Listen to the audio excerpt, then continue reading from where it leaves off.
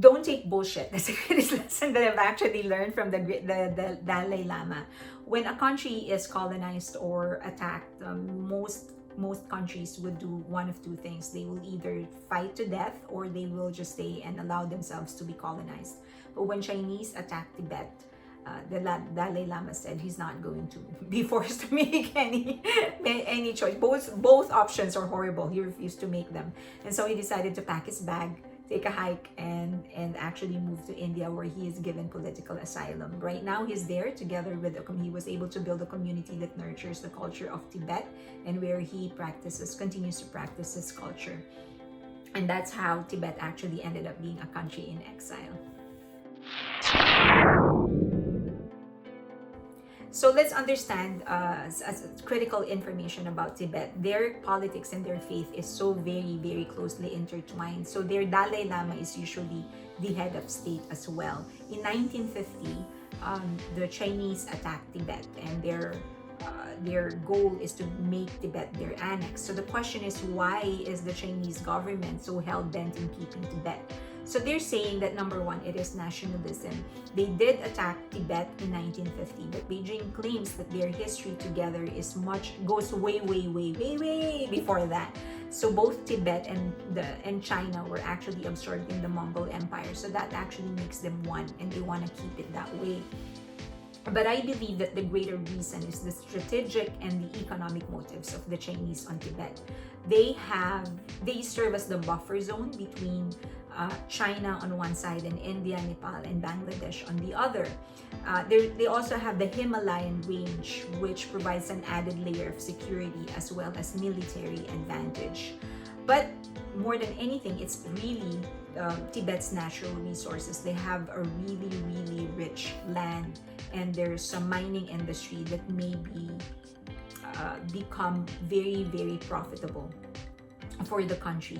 They also are Tibet is a crucial source of water for the Chinese, and China has already invested billions and billions of dollars in the mining industry of Tibet, and they don't want that cost to sink. Now, when the 14th Dalai Lama, when the Chinese refused to recognize the 14th Dalai Lama, who was about to take his position as the state leader, that's when the Dalai Lama decided he was going to take a hike and move somewhere else, because he was just not going to be under the Chinese. That sort of gave Chinese took that as a permission to do whatever it is that they wanted with the country. And so many people, many Tibetans, when they refused to acknowledge the superiority of the Chinese government, or they refused to stop supporting the Dalai Lama, they were tortured, beaten to death, and they were starved to death. Many of the women were cleansed, I think, and many of the low-income families from China were actually moved to Tibet.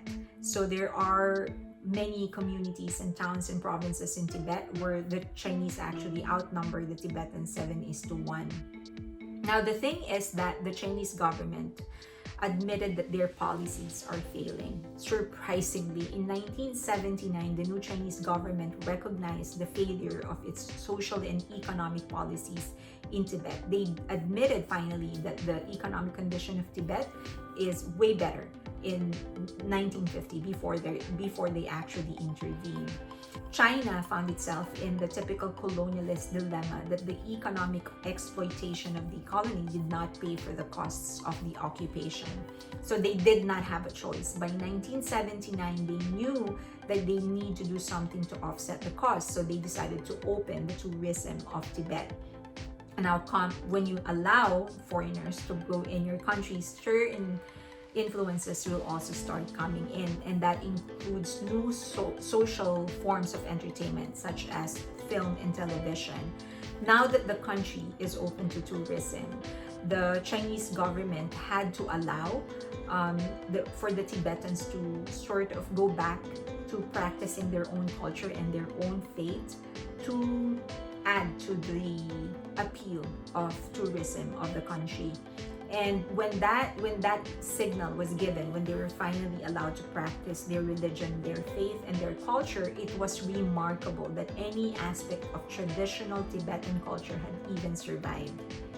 part of the reason Tibetans have been able to retain their culture and their faith is really first is the depth and the breadth of the philosophical basis of their culture, and second, it's their refugee community in India.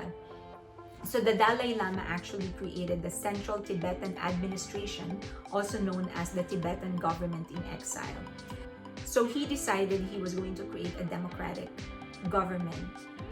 He remained the spiritual leader, but there was now an elected person that leads the government in exile. And they have since pushed for modern education and other efforts to maintain the Tibetan culture. So nowadays, Tibetans that are living outside of Tibet can actually apply for a Central Tibetan Administration office in their country of residence for a personal document called the Green Book. So the Dalai Lama, although he's not officially the head of state, he's very influential and very much respected. Wherever he goes, he's actually entertained and treated like a state leader. And that has, I think, number one is that his maturity to actually give up the power to become the state leader. That's something that we all need to recognize. It takes a whole lot of maturity for him to go forward and say somebody else needs to lead this country, and it has to be the person that the people chose, not the person that circumstances chose. So that needs to be recognized. That's very rare for people.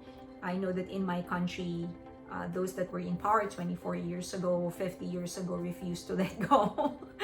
But then you have a Dalai Lama here that willingly gave up his power just so he could ensure that his people will thrive and that his culture will thrive, and that he will be able to do what he does best, and that is to foster and to nurture their faith and the spiritual side of their culture.